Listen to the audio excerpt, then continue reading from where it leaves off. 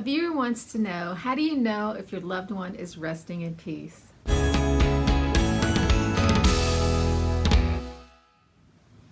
You guys have the best questions. Keep them coming. You ask things that I would never think to address. So thanks for the question.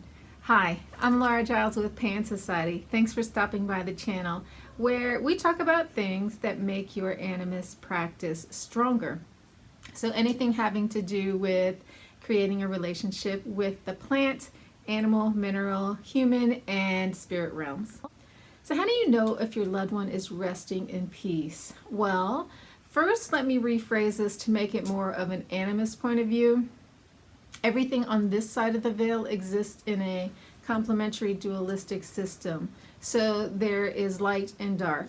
Opposites must exist because we make sense of reality through comparison. And everything must have an opposite. Masculine must have feminine, right must have left. So on this side of the veil, some things are in a state of peace, some things are not at peace. It's not that way on the other side. All is oneness. So here it's separate. There it's whole. However, on the way, there is this kind of no man's land between here and the other world that doesn't operate in complementary duality or oneness. Now, this is my opinion based on my experiences. I could be wrong. Who knows on this side of the veil? So if you have a different belief or experience, share it in the comments and we can discuss it. Cool? Now, when a person dies, they have to get across from here to there. Sometimes it's easy. You've all heard the stories of the deceased loved ones coming to get the dead and then escort them over. Or sometimes it's a light and they're pulled into it. Well, sometimes that doesn't happen. Sometimes people die suddenly, die doped up, mentally ill, drunk, or just don't want to go and they're attached to this realm. So they aren't alive, but they don't have a body, but they're acting as if they're still human. They still have human desires and emotions and motivations.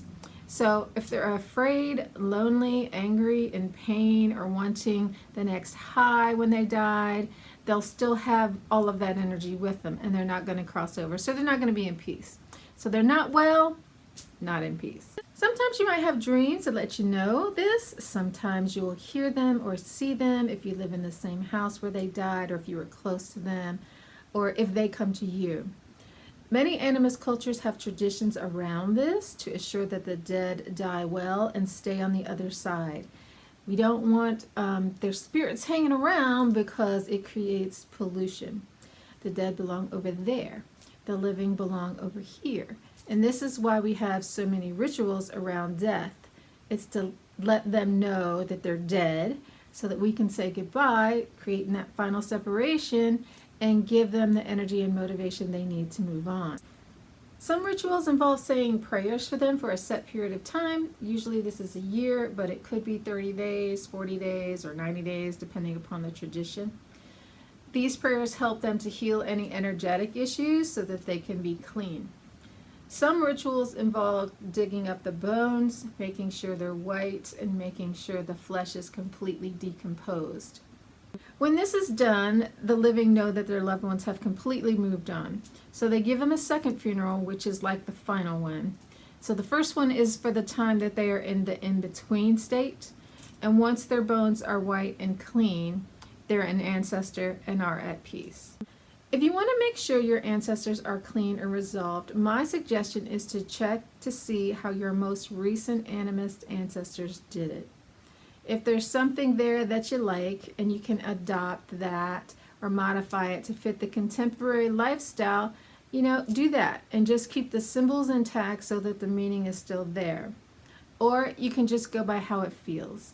If it all feels well, when you really tune in, go with that. And if it feels like things are not well, you might want to start praying, lighting candles, burning incense, or something to help them to be at peace. These things really do matter. If you do ancestral clearing or have an altar where you have a daily tuning in and blessing and gratitude practice, that's also a great start. Remember that your altar is not for you to get blessings. It's a two-way street. You do for them and they do for you. So so everyone cares for each other. If this is your first time tuning in and you have other questions about ancestors or tending the dead, check out the Ancestors playlist. There's a lot of other information there. Thanks for watching, and don't forget to like, share, and subscribe. Ciao!